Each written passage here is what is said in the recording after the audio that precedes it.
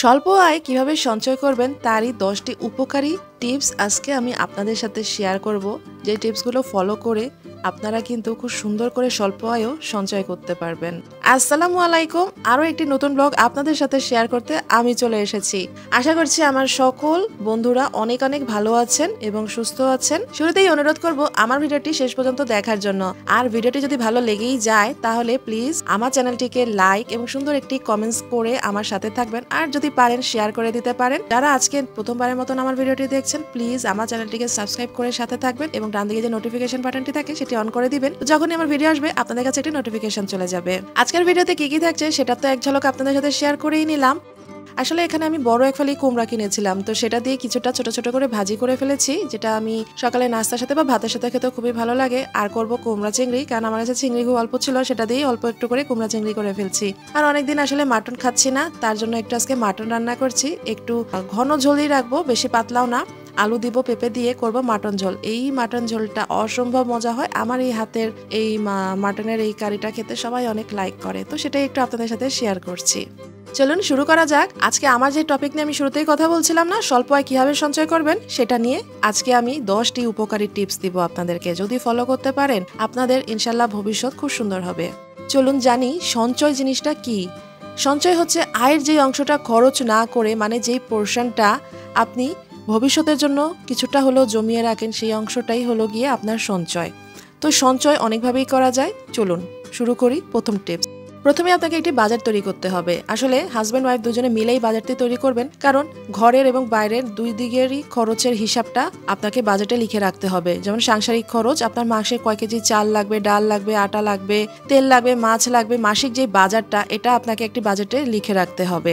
এবং আপনার বাচ্চার স্কুল কলেজের খরচ, আপনার ওয়াইফের, হাজব্যান্ডের, বাচ্চার সকলের হাত খরচ বা ট্রান্সপোর্ট যেই যাওয়া আসার একটা ভাড়া আপনাকে আলাদা করে রেখে দিতে হবে। কাউকে যদি কোনো টাকা দেওয়া থাকে সেইটার একটা হিসাব রাখতে হবে। এই সব কিছু মিলিয়ে আপনার একটি মাসিক বাজেট তৈরি করে ফেলতে হবে এবং সেই বাজেটটি আপনার আয়ের সাথে সামঞ্জস্য রেখে করতে হবে, যেন আপনার আয়ের 90%-এর থেকে নিচে হয় এই খরচের লেভেলটা, কোনোভাবে 90%-এর উপরে যেন না হয়। নাম্বার 2, আপনাকে ছোট ছোট করে সঞ্চয় করতে হবে। সবসময় যে খালি যে বেতনের টাকা একটা বড় অ্যামাউন্ট সঞ্চয় করে ফেললাম বাস আর কিছু করা লাগবে না, তেমন কিন্তু নয়। আপনি এই যে কখনো কোনো কিছু কিনতে যাচ্ছেন বাজারে, সবজি বা কিছু, সেখান থেকে যদি 10 টাকা দাম হয় সেই জিনিসটা আপনি 8 টাকায় কেনার চেষ্টা করবেন। ওই যে 2 টাকা, এরকম করে 2 টাকা 5 টাকা করতে করতে আপনি যদি প্রতিদিন 20 টাকা করেও জমান, মাস শেষে কিন্তু আপনার 600 টাকা হয়ে যাবে।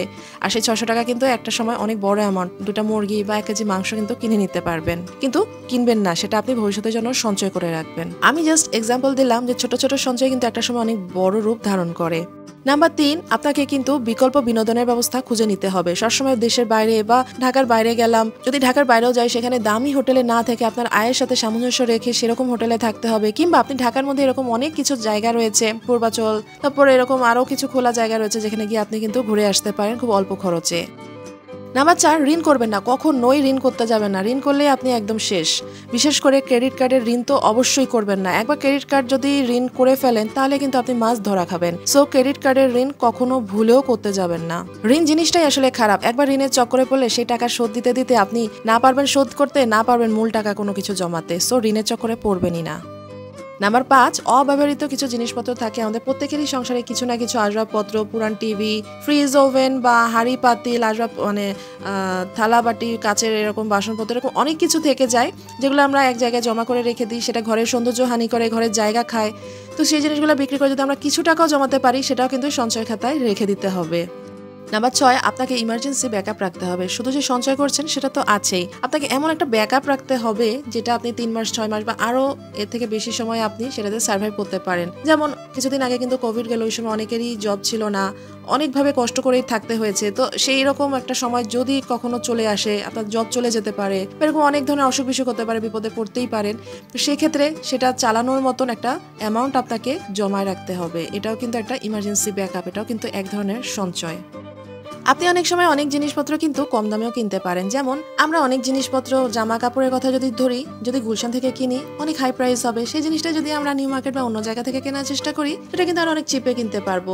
সেই যে টাকাটা আমাদের বাঁচিয়ে ফেললাম, সেই টাকাটাও কিন্তু আমরা সঞ্চয় জায়গায় রাখতে পারি। কিংবা টাকা কম খরচ করে আমাদের চলতে হবে। নাম্বার 8, আপনাকে মিতব্যয়ী হতে হবে, কৃপণতা নয়। আপনার শখ হতেই পারে কখনো কোনো জিনিসের প্রতি, তাই বলে একটা জিনিস থাকা সত্ত্বেও আপনি বারবার একই রকম জিনিস কিনতে থাকবেন, সেটাকে কিন্তু খরচে খাতায় ফেলে দিতে হবে। আপনি কিন্তু মিতব্যয়ী হলেন না। তো আপনাকে মিতব্যয়ী হতে হবে, কৃপণতা নয়। আপনার পছন্দের জিনিস অবশ্যই কিনবেন, সেটা কিন্তু বুঝে কিনতে হবে, যে আপনি একটা অ্যামাউন্ট জমালেন, এই টাকাটা দিয়ে আমি আমার সে শখের জিনিসটা পূরণ করব। সো মিতব্যয়ী হতে হবে। যেটা কম টাকা দিয়েও আপনি কিনে পোষাতে পারবেন, ইউজ করতে পারবেন, সেটা বেশি দাম দিয়ে কেনার চেষ্টা করবেন না। নাম্বার 9, আপনি কিন্তু টাকা বিনিয়োগ করতে পারেন। আপনি কোনো ব্যাংকে টাকা রাখতে পারেন, সেটা এফডিআর হোক বা সঞ্চয়পত্র হোক, কিংবা আপনি কোনো ব্যবসায়িক কাজে টাকা বিনিয়োগ করতে পারেন। তো বিনিয়োগ করতে হবে, শুধু স্যালারির টাকাতে আপনার বসে থাকলে হবে না।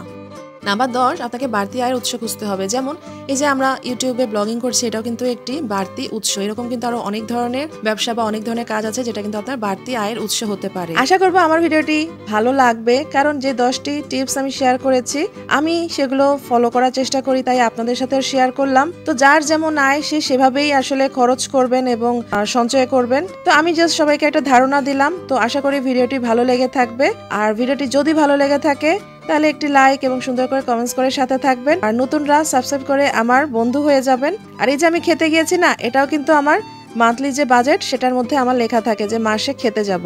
তো সেই যে হিসাবটা রাখি, সেই খরচের সেই হিসাবটা থেকে কিন্তু বাইরে খেতে চাই। আসলে মাসে তো প্রতিদিন খাওয়া হয় না, আর প্রতিদিন খুব কোথাও ঘুরতে যাওয়া হয় না। ওই যে ঘুরতে যাওয়া খাওয়া একসাথেই করা হয়। এই তো এভাবেই ছোট ছোট করে সঞ্চয় এবং খরচগুলো করতে হবে। সঞ্চয় বলতে আসলে আমার বলার উদ্দেশ্য হচ্ছে যে আপনি এমন পরিমাণ সঞ্চয় করবেন যেন বিপদে পড়লে মানুষের কাছে হাত পাততে না হয়, নিজেকেই নিজে হেল্প করতে পারেন।